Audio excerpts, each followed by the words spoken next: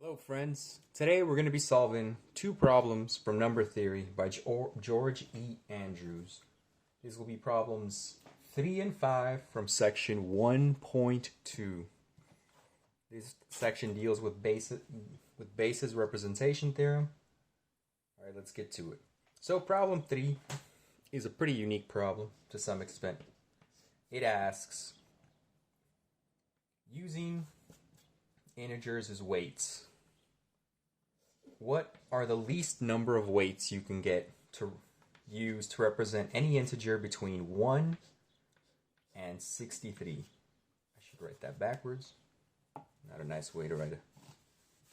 So 1 through 63, given that you can only use one side of a scale. Now this last part is somewhat important because, for those of you who've never seen a scale, you have one side, the other, balance it out. And so, if you can only use one side of the scale, you can only really add weight.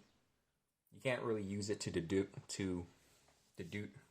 reduce weight, as if you had both sides of the scale. If you had both, you could represent 2 as 3 and 1. But since we only have one side, that means our values are going to have to add up,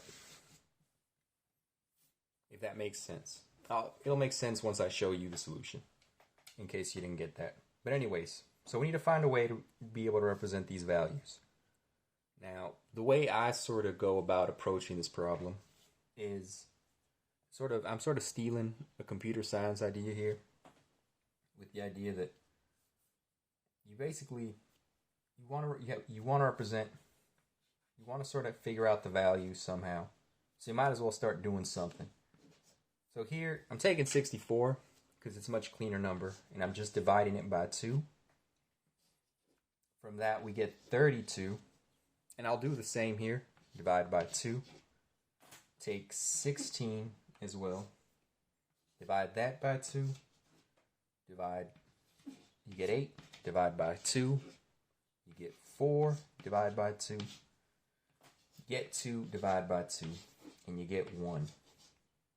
Now, it makes sense that you would need the value 1 to some extent. But what are the other weights that you would use? The problem if you think about the basis representation theorem, which we learned, which was shown in this problem, you can represent, since we know you can split it in this fashion, what you could do is you could take the binary numbers, 1, 2, 4, 8, 16, 13. You don't need 64, because 64 is represented uniquely using the basis representation theorem as 2 to the 7th, I believe. No, 2 to the 7th. So we don't need that. We only need 0, 1, 2, 3, 4, 5, 2 to the 5th. So that's 2 to the 6th, actually. We only need these.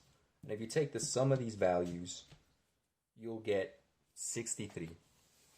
So the weights you need are 1, 2, 3, 2, 4, 8, 16, and 32.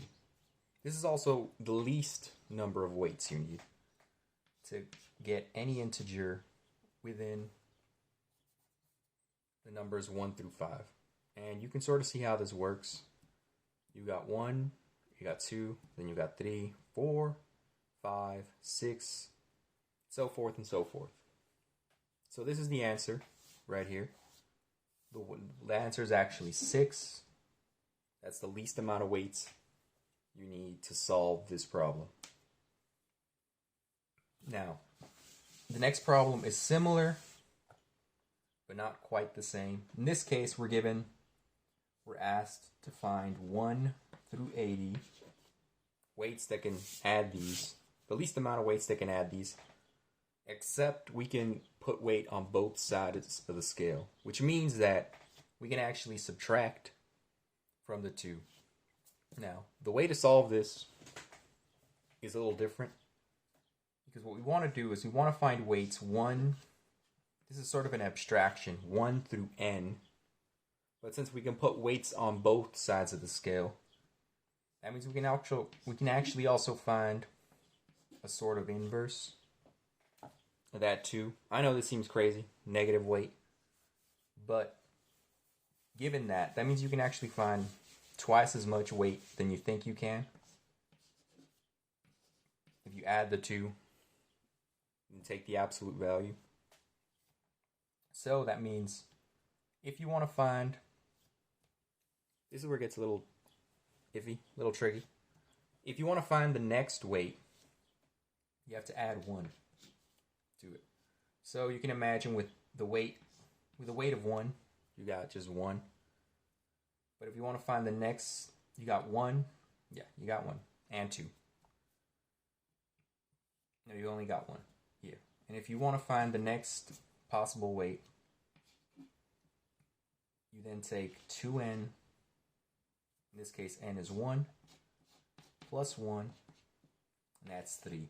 And with 3, you can find values all the way up to 4, because it's just 1 plus 4. But you can also find 2, because that's just 3 minus 1. Repeating this process, you can take 2 to the third, 2 times 3, plus 1, and this is just, no, I'm sorry. The value I should be taking here is 4, because you can go up to 4. 2 plus 4 plus 1 is 9. So now we can go with 9. We can add up all the way to 1 plus 3 plus 9, which is 14.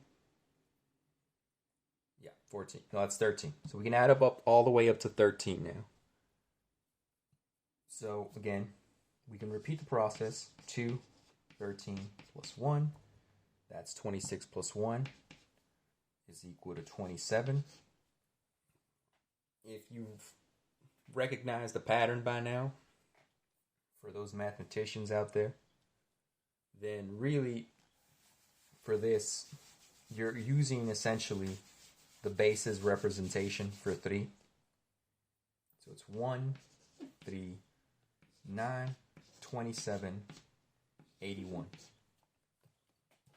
So you can use those weights, and these are the least number of weights if you can put weights on both scales. 1, 3, 9, 27, 81. You can see how you can get 81, 81 minus 1, 1, you can get 2, 3, so forth and so forth. You can go through the whole rigmarole if you want, but that's a bit too long of a video for this. So that's how you solve the problem.